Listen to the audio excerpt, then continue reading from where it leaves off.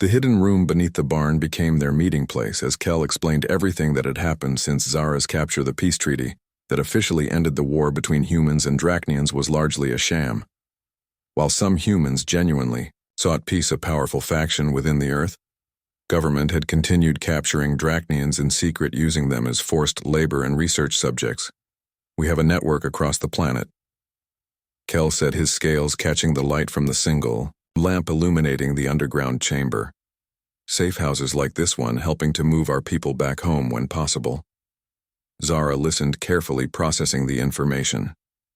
The two rescued Dracnians sat nearby, their expressions a mix of awe and hope at being in the presence of a Royal Guard commander. How many of us are still captive, she asked. Too many, Kel replied. Thousands at least, many in government facilities, others sold to private owners, like you were. The resistance has freed hundreds, but it's slow, dangerous work. What about other commanders? Zara asked. Are there any others like me? Kel nodded. We have confirmed 3 other high-ranking officers in resistance custody, all being moved off planet as we speak. You are the highest ranking. We found so far your tactical expertise would be invaluable to our cause. Zara considered his words. She had spent months in captivity focusing only on survival and potential escape.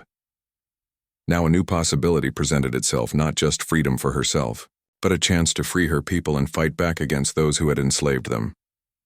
The decision was not difficult. In truth, it was not a decision at all. A Dracnian warrior served until death, and her oath to protect her people had not ended with her capture. I will join your resistance, she said formally. How can I best serve? Kel's expression lightened with visible relief. We have an operation planned. 3 days from now, 20 miles east of here, there's a mining facility with approximately 30 Dracnians forced to work in dangerous conditions. We plan to free them, but we've had difficulty developing a workable extraction plan. Show me, Zara said, her mind already shifting into tactical mode. Kel produced a crude map of the facility and explained their current plan. Zara immediately identified several flaws. It was a direct approach with too many vulnerabilities. The humans planning it lacked understanding of proper military operations. This won't work, she said bluntly. They're defensive. Positions are too strong for a frontal assault. You would lose half your people before breaching the main gate. She studied the map longer, noting terrain features, security patterns, and potential weaknesses. Then, with quick, precise movements, she outlined a new approach. Using the natural ridge to the north for cover, splitting into 3 teams, coordinated timing, to overwhelm different points simultaneously. The others watched in silence as she detailed the operation, drawing on years of tactical training and battlefield experience. When she finished, Kel looked at her with newfound respect. This is why we needed you, Commander, he said. This plan could work with minimal casualties. We need to reconnoiter the site first. Zara said, I want to see it myself. Before finalizing anything, Kel hesitated. That would be risky if you're recognized. I spent months as a slave in plain sight, she reminded him. No one looks closely at what they consider property. I can move undetected if necessary. The next day, Kel and Zara traveled to the mining facility disguised as maintenance workers for the environmental systems. A common enough sight that guards paid them little attention. Zara carefully observed security patterns, guard rotations, and most importantly, the condition of the captive Dracnians. What she saw hardened her resolve. Her people were being worked to exhaustion, their proud warrior bodies bent with fatigue. Their scales had lost luster from poor nutrition and harsh conditions. Some showed signs of physical abuse, burns, and cuts that had not been properly treated. She recognized the hollow look in their eyes, the same one she had forced herself to adopt to survive. That night, back at the farm, she refined her plan, incorporating what she had observed. The facility had weaknesses primarily at shift change when guards were distracted. There was also an electrical substation that powered the security systems. A coordinated attack on multiple fronts would create enough confusion. To extract the prisoners while finalizing details, Zara became aware of something else, something unexpected within herself. For months, she had suppressed her emotions as a survival mechanism. Now, working alongside Kel and the resistance she felt, those emotions returning. Determination, yes, but also hope, connection to a cause larger than herself. The day of the operation arrived. The resistance team consisted of 15 fighters, a mix of Dracnians and humans working together. They gathered, in the pre-dawn darkness, going over final preparations. Zara inspected their weapons, a mix of human firearms and traditional Dracnian blades. She addressed the group, speaking quietly, but with the natural authority that had earned her command position years before. Our objective is clear: free our people, minimize casualties, secure escape. We have transport waiting 5 miles south. Keep communications minimal. Follow your team leaders. Execute your assigned tasks precisely. She looked at each fighter, noting their readiness. Some showed nervousness, particularly the younger ones, but all were committed. She felt responsibility for each life under her command, just as she had during the war. The operation began exactly as planned. Team 1, led by Kel, disabled the power substation, plunging sections of the facility into darkness. Team 2 created a diversion at the main gate, drawing security personnel away from the prisoner barracks. Zara led Team 3 directly to where the Dracnians were held. Resistance fighters moved with precision, cutting through minimal resistance. The human guards, unprepared for such a coordinated assault, were quickly neutralized. Zara personally disabled the security systems protecting the barracks. Moving with practiced efficiency, her team began freeing the prisoners. A young Dracnian female looked up in disbelief as Zara removed her restraints. The prisoners were too weak to fully comprehend what was happening, but they followed instructions, moving toward the extraction point. Zara carried an elderly male who could barely walk, supporting his weight as they moved through the darkened facility. The operation was proceeding smoothly until an alarm sounded from an unexpected section. Backup security protocols had activated, drawing reinforcements from a nearby outpost. Zara made a split-second decision.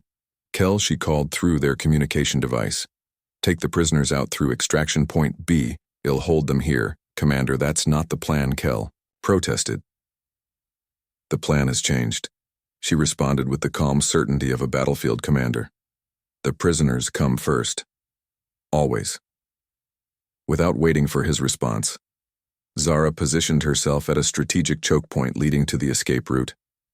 Her enhanced Dracnian senses allowed her to hear the approaching guards, their heavy footsteps echoing down the metal corridor. She readied herself for combat, feeling the familiar battle focus settle over her mind. The first 3 guards turned the corner, unprepared for what awaited them. Zara moved with lethal efficiency. Her strikes targeted vulnerable points, dropping each guard before they could raise the alarm. More followed, and she engaged them all, using the confined space to her advantage. Shot grazed her shoulder, but she barely felt it.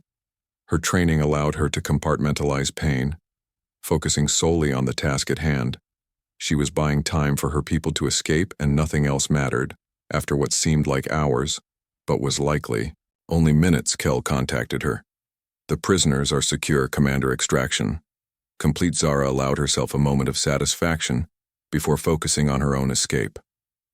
She had studied the facility layout, memorizing alternative routes. Out of ammunition, and facing increasing resistance, she retreated through the ventilation system, emerging half a mile from the facility, where Kel waited with a vehicle. The drive back to the farm was quiet. Zara tended to her wound, a minor injury by her standards, but Kel insisted on proper treatment. Once they arrived, she learned the operation had been a complete success. All 30 prisoners extracted, no resistance casualties and minimal injuries. A perfect mission by any military standard. The freed Dracnians were temporarily housed in expanded underground facilities at several farms, including Frank's. Before they would be moved off-planet, Zara spoke with each of them, learning their stories and offering what comfort she could. They looked at her with reverence, recognizing her rank markings and treating her with the respect accorded to Royal Guard. That night, Kel found her sitting alone outside the barn, looking up at the stars. She had removed her human disguise, allowing her scales to fully reflect the moonlight. The operation was a success because of you, he said, sitting beside her.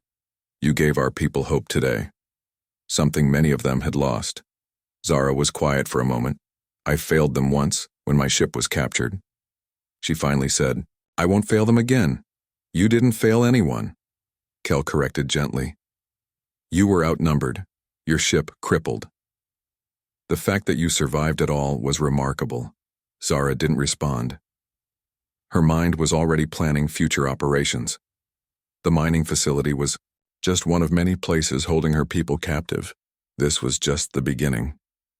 What happens next, she asked, looking at the stars and wondering which one was home. Days turned into weeks as Zara integrated fully into the resistance. The farm became their primary base of operations, with Kel maintaining his Frank Miller disguise when outsiders were present. They converted the underground spaces into a proper command center with communication equipment, maps, and basic supplies. Freed Drachnians were moved through the location on their way to extraction points, where sympathetic pilots would transport them off-planet. Zara spent her time gathering intelligence. On the government facility holding General Vork, she interviewed escaped prisoners, studied satellite imagery, and sent scouts to observe the perimeter. What she discovered was concerning. The facility was essentially a fortress, with multiple security layers, automated defense systems, and regular patrol patterns. It would require more than just a small team to breach it. Meanwhile, Zara began training the resistance fighters, both human and Drachnian. Many were civilians with little combat experience. She drilled them in basic tactics, stealth operations, and coordinated movements. The humans were particularly receptive, eager to learn from a real Drachnian commander. Some had joined the resistance after learning the truth about how their government treated captive aliens. Others were former military personnel who disagreed with their leaders' actions. A human woman named Lily proved especially capable. She had been a security specialist before joining the resistance and quickly mastered the combat techniques Zara taught her. You're a natural fighter, Zara commented after watching Lily take down 3 larger opponents during a training exercise. Lily smiled, wiping sweat from her brow. My brother was captured during the war, she explained. I never believed the official story that all prisoners were treated humanely. When I learned about the resistance, it was the first time I felt hope that I might find him. Stories like this were common among the human resistance members. Each had personal reasons for opposing their own government. Many had lost family either in the war or to government persecution for questioning official policies. Their dedication impressed Zara, who had always viewed humans as enemies. During her military career, she had killed many in battle. Now she fought alongside them, finding common purpose in their shared sense of justice. 6 weeks after the mining facility raid, Zara called the resistance leadership together. Her intelligence gathering was complete, and she had developed a plan to infiltrate the government facility. The compound has 5 distinct security zones, she explained, pointing to the detailed map they had constructed. 7 guard towers, automated sensors, and approximately 200 personnel, including elite security teams. The others looked concerned at the scale of the defenses. A direct assault would be suicide, said one of the human leaders, a former military officer named Paul. Even with our increased numbers, Zara nodded. That's why we won't attack directly. We will use deception. She outlined her plan. It was daring, perhaps even reckless, but it had potential. Using intelligence from their latest reconnaissance, Zara had identified a vulnerability. The facility received regular supply deliveries and prisoner transfers. With proper disguises and forged credentials, a small team could enter, posing as transport personnel. Once inside, they would access the security systems and disable them, allowing the main force to enter, with minimal resistance. The biggest challenge is obtaining the proper authorization codes. Zara explained, we need current credentials that will pass inspection. One of the human resistance members spoke up. I might be able to help with that. My sister works in government administration, not at the facility, but she has access to the transportation database. If I can get her to help, is she trustworthy? Zara asked sharply. He nodded. She'll help. She already provides information when she can. Excellent, Zara continued. Then we need to prepare the transport vehicle, proper uniforms and equipment for the infiltration team. They spent the next 2 weeks preparing meticulously. Zara selected her infiltration team, carefully choosing members with specific skills. Lily for her security expertise, Kel for his knowledge of human behavior, and 3 others with technical abilities. The rest of the resistance would form the extraction team waiting outside until the security systems were compromised. Night before the operation, Zara found Kel standing alone looking at the stars much as she had done weeks earlier. "Are you concerned about tomorrow?" she asked, joining him. Kel was quiet for a moment. "It's a bold plan," he finally said, "worthy of your reputation. But if something goes wrong, others will continue," she said firmly. "The resistance doesn't depend on any one person, not even a Royal Guard commander." Kel turned to her. "You know General Vork may not be the same person. You remember has been in captivity for over a year. The humans have been experimenting on high-value prisoners. Zara had considered this. The general might be injured, physically compromised, or even mentally broken. But they needed to try. If there was even a chance he could lead their people, it was worth the risk. Whatever condition he's in, we bring him home," she said. Dawn came, and with it, final preparations. The infiltration team, dressed in human security uniforms with Zara and Kel disguised, using advanced holographic technology to appear human.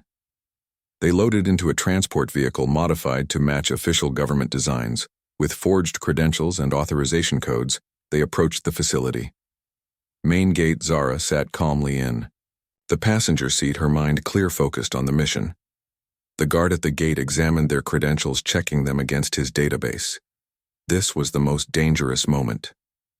If their forgeries were detected, the entire plan would fail. The guard looked at each team member, then back at his screen. Zara kept her expression neutral, though her muscles tensed, ready to act if necessary. "Everything appears in order," the guard finally said, waving them through. The transport moved into the facility, following designated routes toward the loading area. Zara observed everything, recording guard positions, automated systems, and potential escape routes.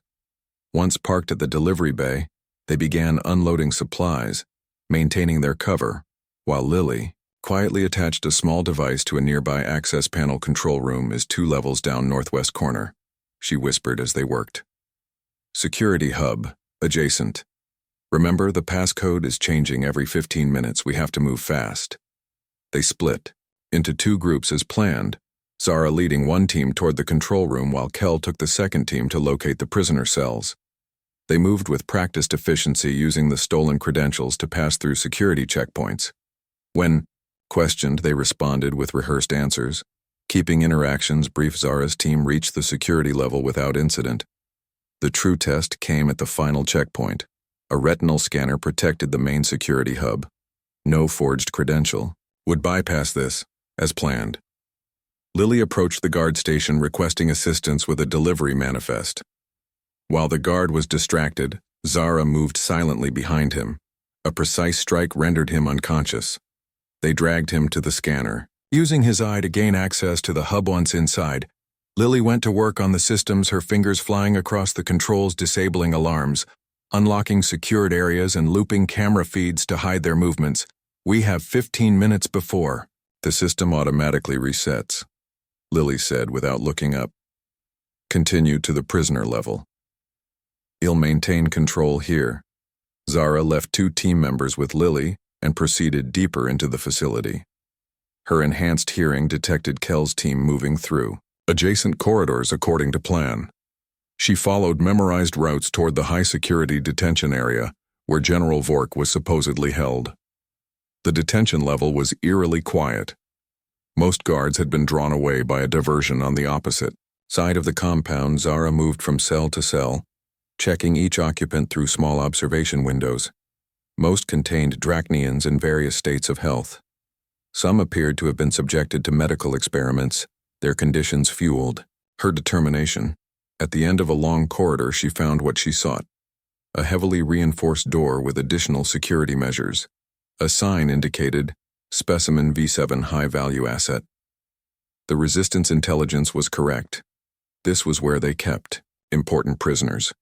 Using the security override codes Lily had provided, Zara unlocked the door. It opened with a hydraulic hiss, revealing a dimly lit cell. Inside, a large Drachnian male sat motionless on a simple platform. His once brilliant scales were dull, his powerful frame somewhat diminished, but Zara recognized him immediately. General Vork, she said in formal Dracnian, using his proper military title. The figure looked up slowly, recognition dawning in his eyes. Commander Zara, he replied, his voice rough from disuse. Is this real or another hallucination? This is real. General, she said, moving quickly to remove his restraints. The resistance has come for you. Understanding seemed to return to him as she helped him to his feet. We must move quickly, she explained. The security systems are temporarily disabled, but we have limited time. Despite his weakened condition, the general moved with determination. The military discipline that had made him legendary among Dracnian forces was still evident. They joined Kel's team in the corridor, adding several other freed prisoners to their group. Zara activated her communication device. Extraction team prepare for reception. Primary team moving to exit point Alpha. The resistance moved their main operations deep into the mountains following the facility raid. Government forces were searching extensively for the escaped prisoners, particularly General Vork. Their new base was a decommissioned military bunker, hidden within a natural cave system.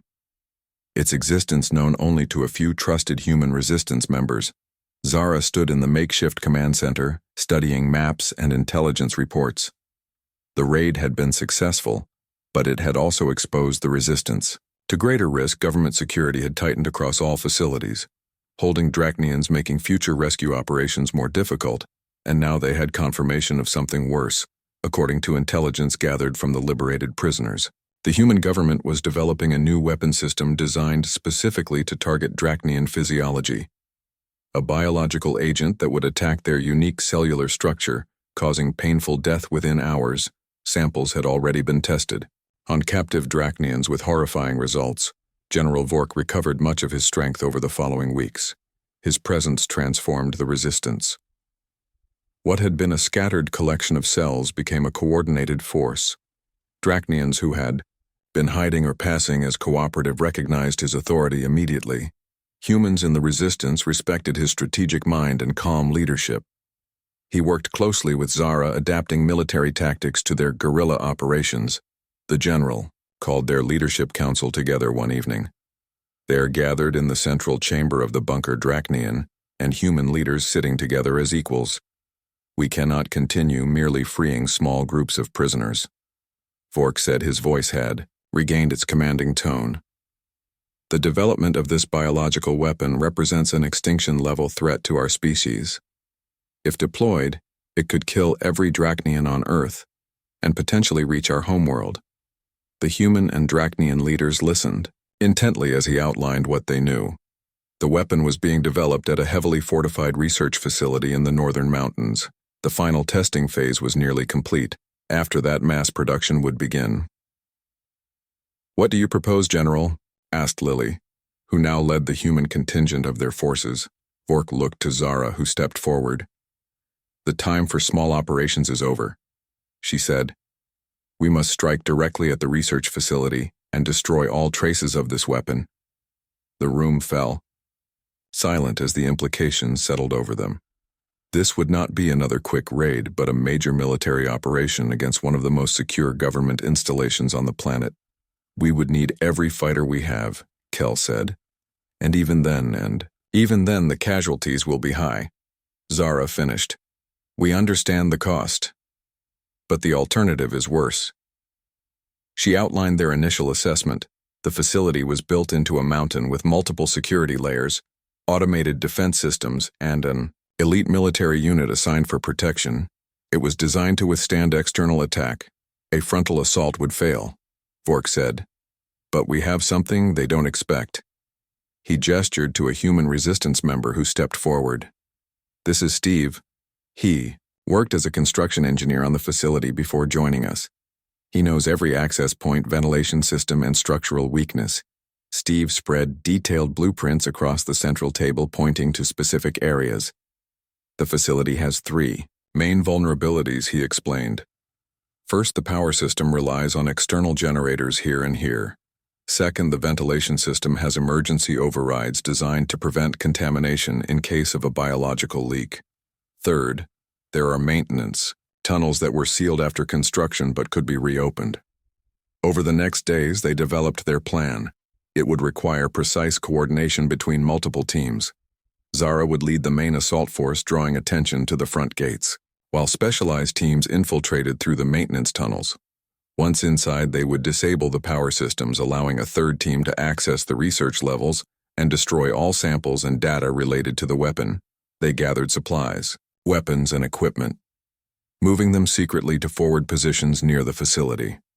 The operation would involve over 100 resistance fighters, the largest action they had ever attempted. 3 days before the planned assault, Zara found General Fork alone reviewing tactical plans. "You disapprove of something, Commander?" he asked, sensing her presence without looking up. Zara approached, standing at formal attention. "The plan is sound, General. But I believe there is another element we should consider." Vork looked up with interest. "The people of Earth, most of them know nothing about what their government does to our kind," she explained. "They are told we are treated humanely as agreed in the peace treaty. If we could expose the truth, broadcast evidence of the experiments, the weapon development, perhaps public opinion would turn." Vork considered her words. "You believe humans would oppose their own government?" "Some would." "Yes," she said. "Many already do within the resistance, and others might if they knew the truth. Right now we fight in shadows. But what if we fought in the open?" It was a radical suggestion. Moving from a hidden resistance to a public opposition would change everything. But it also offered the possibility of wider support. Fork studied her for a long moment. "You have changed, Commander," he finally said. "The warrior I knew before the war would never have suggested appealing to humans for help." Zara acknowledged the truth in his words. "I have seen both cruelty and compassion from humans. The enemy is not their species, but those who choose exploitation and violence." The general nodded slowly. "Perhaps you are right. A two-pronged approach. Destroy the weapon and expose its existence. I will discuss this with the council." The next day they modified their plan. A small team led by Lily would secure the research data before destroying the facility. They would broadcast evidence of the experiments and weapon development to major human news networks. The truth would be their most powerful weapon. The night before the operation, Zara addressed the gathered fighters. They stood in the main cavern, human and Dracnian, side by side, united by common purpose. She looked at their faces, seeing determination and courage. "Tomorrow we strike at the heart of our enemy," she said, her voice carrying through the chamber. "Not just to destroy a weapon, but to expose a truth.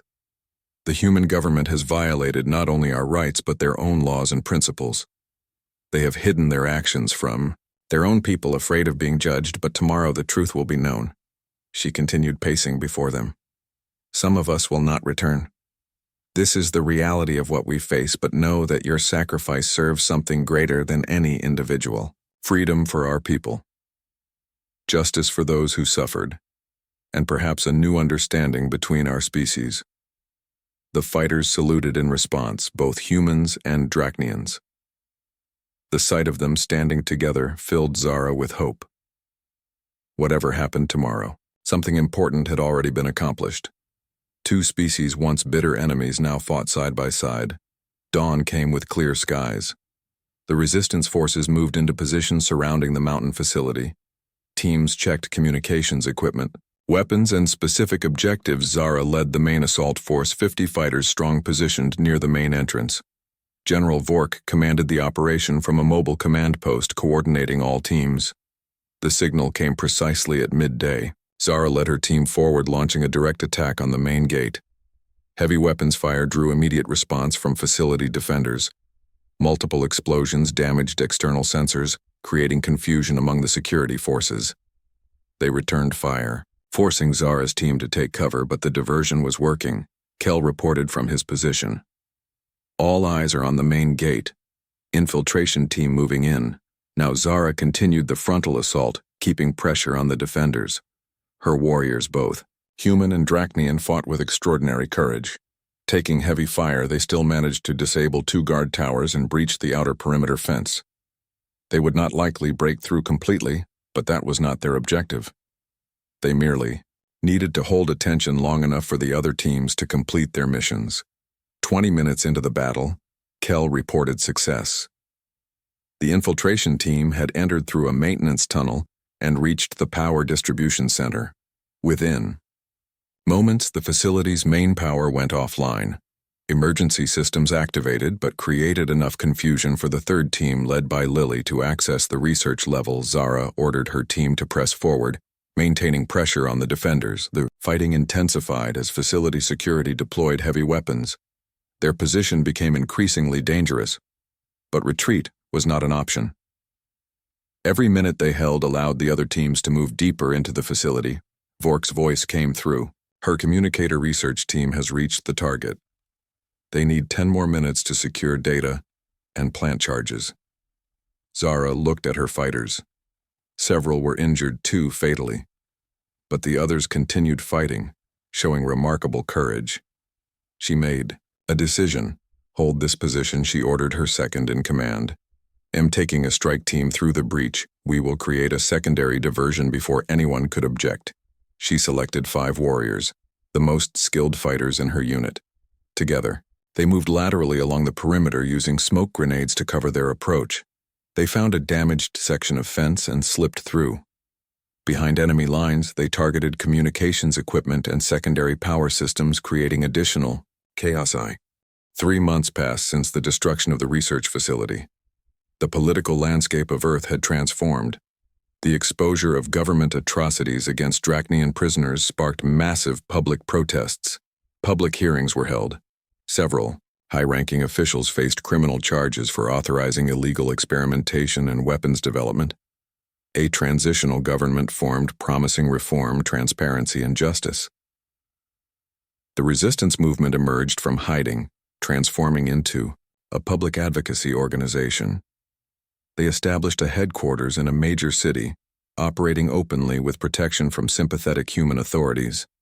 General Vork became the official representative of Dracnian interests on Earth, working with human rights organizations to locate and free remaining captives.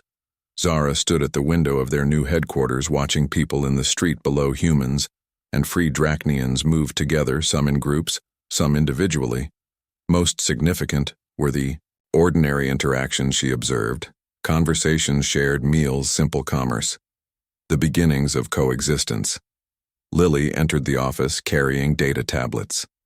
The latest census numbers, she said, placing them on the desk. We've confirmed 812 Dracnians freed in the last 2 months. Another 400 located but still in custody.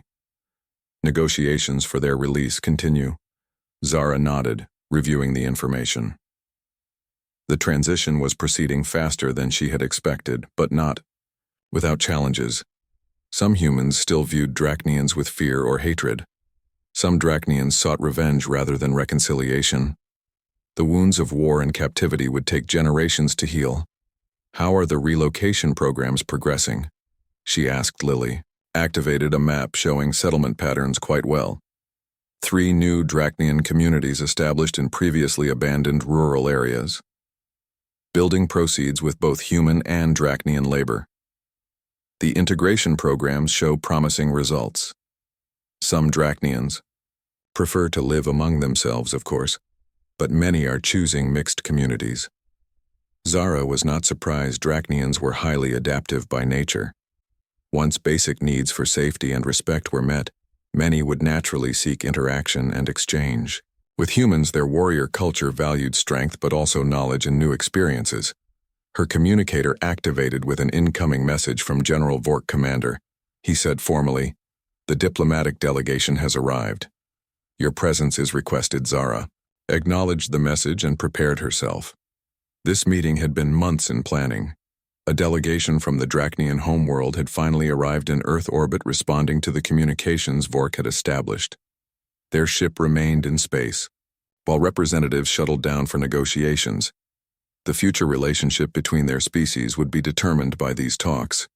She dressed in formal Dracnian attire for the first time since her capture, the deep blue uniform of the Royal Guard with rank insignia visible. Her scale patterns were enhanced with traditional oils, making the natural markings of her station more prominent. She looked in the mirror, barely recognizing herself. The slave disguise was gone, replaced by the warrior she had always been. The meeting took place in a neutral facility, a converted conference center with both human and Dracnian accommodations. Security was handled by mixed teams, demonstrating the new cooperation. Zara entered alongside General Fork, both receiving formal salutes from the guards inside the main chamber. Representatives from both worlds gathered. The human delegation included leaders from the transitional government, military commanders, and civilian rights advocates. The Dracnian delegation consisted of 7 high-ranking officials from their homeworld. They stood as Vork and Zara entered, their posture showing respect, particularly toward Zara commander. Zara said the lead delegate, her scales bearing the patterns of the Dracnian. High Council, your reputation precedes you. Your actions here have changed the course of our history. Zara responded with the formal greeting of her people. I serve as duty demands. The negotiations proceeded for hours. Complex discussions of reparations, prisoner repatriation, trade agreements, and security arrangements. Zara observed more than participated, noting the changing dynamics. As former enemies, each side approached the other cautiously, yet there was also genuine interest, curiosity, and even moments of shared humor as cultural misunderstandings were navigated. During a break, she stepped outside, finding a quiet balcony overlooking the city. Kel joined her, still using his human disguise out of habit, though it was no longer necessary. Strange, isn't it, he said. How quickly things can change. Not so quickly, Zara corrected. Many died to bring us to this point, and much work remains. Kel nodded, acknowledging the truth in her words. The High Council has offered you a position, he said. They want you to return home. Lead a new defense force. Zara had expected this. The homeworld would want their decorated commander back, especially one who had accomplished so much against impossible odds. Yet as she looked over the human city, she felt uncertainty. If I decline, she asked. Kel seemed unsurprised by the question. You are considering staying. It was not a question. Zara did not immediately respond. Her gaze followed a mixed group of human and Dracnian children playing in a park below. The children showed none of the hesitation or prejudice of their parents, moving easily between species in their games. There is work here that matters, she finally said. Integration, protection, building something new. The war is over, but the peace is fragile. It needs guardians. And on the homeworld, Kel prompted. Others can serve there, she said. Many warriors long to return. I do not share their desire. My path lies here. Kel studied her with newfound understanding. You have changed. Commander. The warrior who was captured would not speak this way. Zara turned to him. I was captured as a warrior and became a slave, then I became something else. A bridge, perhaps, between worlds. The negotiations concluded 3 days later with preliminary agreements established. Prisoners would be repatriated if they wished. Trade routes would open. Scientific and cultural exchanges would begin. Reparations would be paid to victims of experimentation. Military forces would establish protocols to prevent future conflicts. Most importantly, a truth commission would document both the war and its aftermath, ensuring history recorded both the atrocities and the reconciliation. When the Dracnian delegation prepared to return to their ship, Zara met with them privately, explaining her decision to remain on Earth. They accepted with respect, recognizing that her unique experience made her valuable as an intermediary. The High Council formally appointed her as their representative to Earth, equal in authority to General Vork, but with a different focus. While he would handle diplomatic relations, she would oversee integration, protection, and cultural exchange. The following weeks brought rapid change. Across Earth, Dracnian integration centers were established, communities formed, some exclusively Dracnian, others mixed. Human curiosity about Dracnian culture grew, leading to educational programs, cultural festivals, and language exchanges. Most significant was the establishment of a joint security force, humans and Dracnians, working together to protect communities of both species. Zara took command of this new force, training its members in both military tactics and cultural sensitivity. They faced challenges from extremists on both sides. Humans who refused to accept Dracnian presence and Dracnians who sought revenge for past mistreatment. Each incident required careful handling, balancing justice with reconciliation. 6 months after the research facility destruction, Zara stood with Lily and Kel at the opening of a memorial.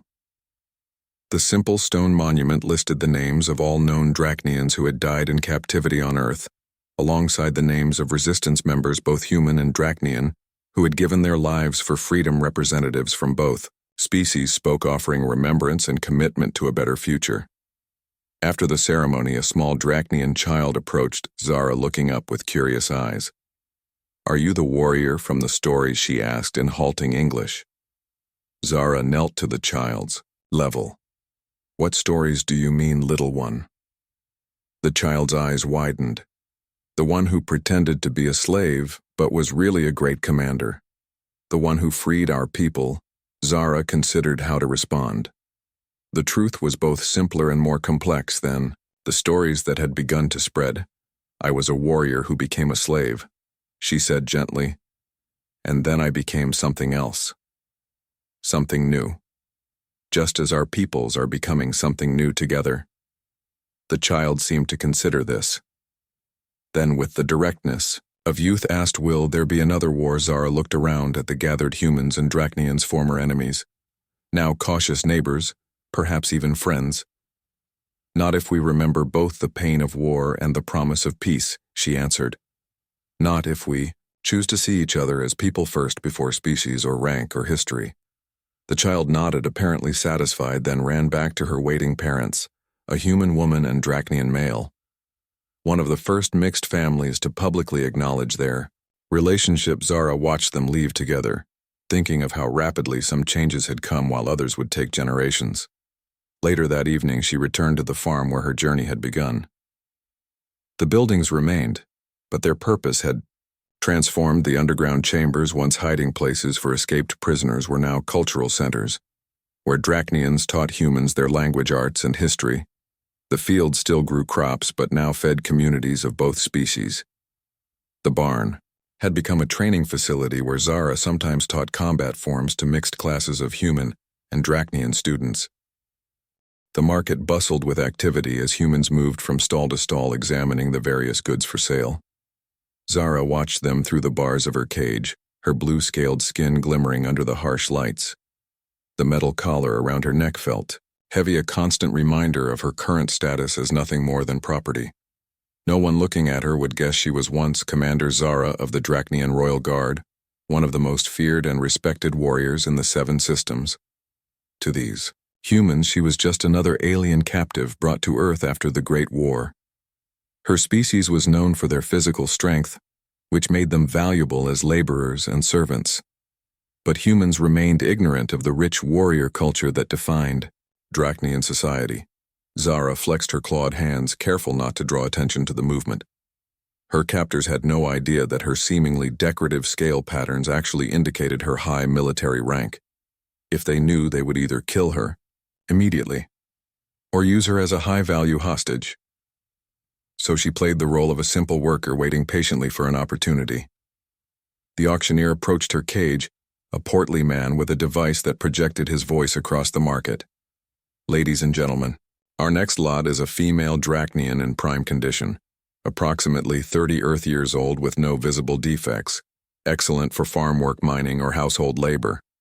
Bidding starts at 5,000 credits.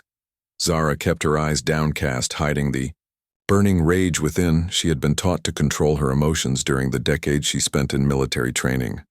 Emotion was a tool to be used, not a master to be served. The humans could own her body for now, but her mind remained free. The bidding continued for several minutes, voices calling out numbers that determined her fate. She did not look up, even when the auctioneer declared, "Sold to number 47 for 8,300 credits. Her cage was loaded onto a transport vehicle, and after a journey of several hours, she arrived at her destination. The door opened and Zara got her first look at her new owner, a human male of average height, with sun-weathered skin and kind eyes, unlike the cruel guards who had handled her. "Before, my name is Frank Miller," the man said, speaking slowly and clearly. "This is my farm. You will work here." He did not immediately put her in restraints or a holding pen as she expected.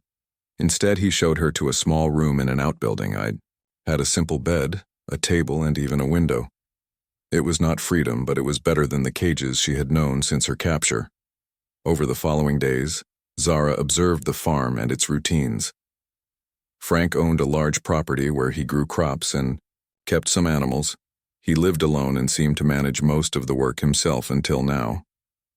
When he gave her tasks, they were reasonable, requiring her strength but not excessive or punishing.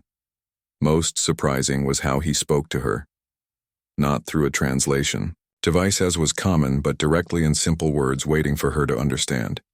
He provided proper meals and clean water. He did not shout or threaten. He was unlike any human she had encountered since her capture. Still, Zara remained cautious. Trust was a luxury she could not afford. She had seen the cruelty humans were capable of during the war. The scars on her back from her initial capture were reminder enough. At night, she practiced her combat forms in the privacy of her room, keeping her muscles strong and her skills sharp. She would be ready when the moment to escape finally came. Frank sometimes watched her work from a distance with an expression she could not read. It was not the leering look of someone watching property, but something that made her uneasy, as if he could see through her disguise. One evening after finishing her tasks, Zara noticed unusual activity near the edge of the property. 3 human men arrived in a vehicle they parked, hidden among the trees. They carried weapons and moved with purpose toward the main house. Her warrior instincts triggered immediately. This was not a friendly visit. She silently followed, keeping to the shadows, using the stalking techniques that had made her regiment legendary among Dracnian forces. The men entered the barn where Frank was working. She positioned herself near a window, watching as they confronted him. "We know you're helping them." One man said, his weapon pointed at Frank. "The government is paying good money." For information about the resistance, Frank remained calm, his hands raised slightly. "I don't know what you're talking about. I'm just a farmer." The leader struck Frank across the face, drawing blood. "You have 3 aliens registered to this property, but the surveillance drones have only spotted 1. Where are the others?" Zara felt a jolt of surprise. Frank was hiding other Dracnians. But why? How many more of her people were concealed on this property? "It's just some paperwork error," Frank said, wiping blood from his lip. "I only have the 1 worker." The men were not convinced. They began to search the barn, moving toward a hidden trapdoor that Zara had not known existed. Frank moved to block them and was struck again, harder this time. He fell to his knees. Zara felt the familiar battle calm settle over her mind. Her training took over, assessing threats, identifying weaknesses, planning her attack. The humans were armed, but careless, overconfident in their superiority. They had not even secured the perimeter properly, amateur mistakes that would cost them. She caught Frank's eye through the window.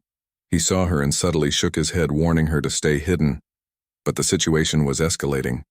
The leader kicked Frank in the stomach while another man discovered the edge of the trapdoor. Zara could wait no longer. In one fluid motion, she slipped through the window, landing silently behind the nearest attacker. Before any of them registered her presence, she struck, driving her fist into the base of the man's spine with precise force. He collapsed without a sound. The second man turned at the noise, but too late. Zara was already moving her leg, sweeping his feet from under him. As he fell, she struck his temple with calculated force, enough to render him unconscious but not kill. The leader spun around, raising his weapon, but Zara was faster. Her clawed hand closed around his wrist, twisting until he dropped the gun. She delivered a precise strike to his throat, not enough to crush his windpipe, but sufficient to leave him gasping and helpless on the floor. In less than 10 seconds, all 3 attackers were neutralized. Frank stared at her, his expression shifting from shock to something else. Something that looked almost like recognition. "You fight like a royal guard," he said in perfect Dracnian, the words flowing naturally in her native tongue. Zara froze, her mind racing. How did this human know the fighting style of the royal guard? How was he speaking her language without a translation device? She dropped into a defensive stance, prepared for whatever might come next. Frank raised his hands in a gesture of peace. "I am not your enemy. Commander Zara," he said, still speaking. "Dracnian, we have been looking for you since your ship was captured. How? Do you know my rank? Zara demanded, her voice rough from disuse of her native language. Frank reached slowly into his pocket and removed a small device. When he pressed it, his appearance shimmered and changed. The human facade melted away, revealing blue scales similar to her own but with distinctive markings she recognized immediately. Intelligence service, she whispered. Dracnian intelligence. The being before her nodded. I am Agent Kell. We have operatives embedded across Earth searching for our people, especially high-ranking officers like yourself. Zara's mind reeled with questions, but security training took precedence. We need to secure this area, she said, gesturing to the unconscious men. Working together, they bound the attackers and placed them in a storage room. Kell explained that they would be handled by other resistance members who would ensure they remembered nothing of what had happened here. When they were done, Kell opened the trapdoor, revealing a hidden chamber below. Two Dracnians emerged from the space, their scales dull from lack of sunlight but their eyes bright with hope. When they saw Zara, we have much to discuss. Kell said, this changes our plans. The resistance will need your skills. Commander Zara looked around at what she now understood was not a simple farm but a safe house, part of an underground network. She thought of all the days she had spent planning her escape, never realizing she had already been found by her own people for the first time. Since her capture, Zara allowed herself to feel something like hope. The war might have been lost, but it seemed the fight continued, and now she would join it.